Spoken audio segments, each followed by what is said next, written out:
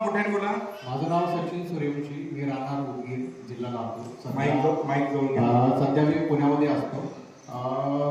2024 February 16 February 2024ला माझ्या भावाचा accident झाला आणि डॉक्टर ॲडमिट केल्यानंतर डॉक्टरांनी सांगितलं होतं की आम्ही म्हणजे शाश्वती देत नाही, गॅरंटी देत नाही की तुम्ही सांगा ऑपरेशन करायचं की नाही. तरी आम्ही निर्णय घेतला ऑपरेशन करायचा. डॉक्टर बोलले की आमच्या हातामध्ये काही नाही, आम्ही प्रयत्न केला आहे. पण महाराजांच्या आशीर्वादाने आज माझा भाऊ इथे चालत आला आहे. महाराजांनी आशीर्वाद दिला होता की हॉस्पिटल कुठलं? भारतीय हॉस्पिटल कात्रज पुणे येथे ॲडमिट होता भाऊ माझा. महाराजांनी तिथे येऊन दर्शन दिलं ICU मध्ये, जिथे की कोणालाच परमिशन नव्हती.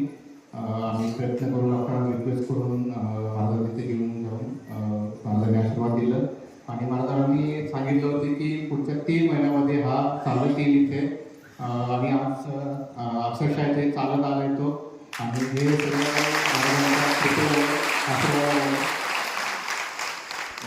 मला चेहरे प्रत्येकाचे कसे स्माईल झाले, म्हणजे हे ऐकत असताना किती प्रत्येकाने स्माईल झाले. हे सांगताय उदगीर येथून माझ्या भक्त मठपती म्हणून आहेत, त्यांना सांगितलं होतं मलकापूर माझ्या गुरु महाराजांकडे घेऊन जावा. ते आले दिसले होते बघा मग कुठे ते आशीर्वाद दिल्यानंतर पेशंट ओके होईल.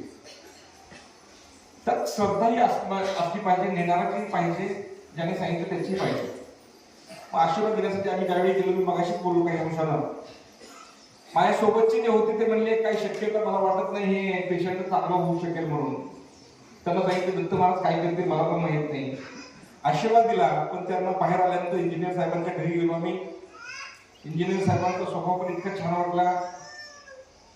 तरी घरी गेल्यानंतर स्वतः पाद्यपूजन वगैरे केलं आणि आशीर्वाद देऊन सांगितलं की हा पेशंट 3 महिन्यामध्ये मलकापूरला चालत येईल. 3 महिने झालं हा पेशंट पुण्यामध्ये असणारा, ICU मध्ये असणारा, ज्याला की गॅरंटीच नाही असं डॉक्टरांनी सांगितलं होतं, तो आज आपल्या समोर उभा आहे.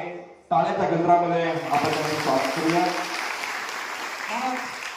असं ऐकल्यानंतर बुद्धी बंद पडते. कोम्यातला माणूस बाहेर येत नसतो. माणसं म्हणतात कोम्यात गेलं की आता काय करणार. परंतु दत्त महाराजांची छाया अशी आहे, सुभाष बाबांची कृपा अशी आहे की आज ते कोम्यातून बाहेर आले, इथं आले, आशीर्वाद घेतलाय आणि आता ते तुमच्या समोर चालता येतं का? चालता येतं का? थोडं चलून दाखव, चालून दाखव. जा बाबा तिकडे जावा तिकडे, तुम्ही सोडा, काही होत नाही, सोडा. तुमच्या समोर ते आता चालून दाखवताय. टाळ्याच्या गजराला धन्यवाद.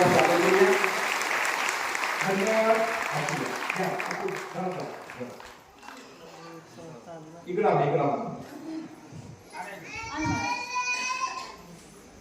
बिचारी आई म्हणणारी इतकी रडत होती त्या दिवशी, इतके डोळ्याला पाणी होतं. आता आनंद झाला ना? माईकवर बोला ना. झाला का? प्रगती होईल, वेळ लागेल. 1 वर्ष 3 महिन्यामध्ये तो आपल्या यांच्यासारखा तंदुरुस्त होईल. वेळ लागेल, थोडा लागू द्या, काय हरकत नाही. माझा आशीर्वाद त्याशी घेऊ नका, 100% चांगलं होणार. टाळ्याच्या गजरात स्वागत. धन्यवाद. होईल पण 1 महिने आयो माझा पूर्ण होते जाऊ. माझं डोकं चिमू नका, चिमटा घ्यायचा नाही. मला सांगितलं 1 वर्ष 3 महिन्यामध्ये तो ओके येईल. टाळ्याच्या गजरात स्वागत. धन्यवाद.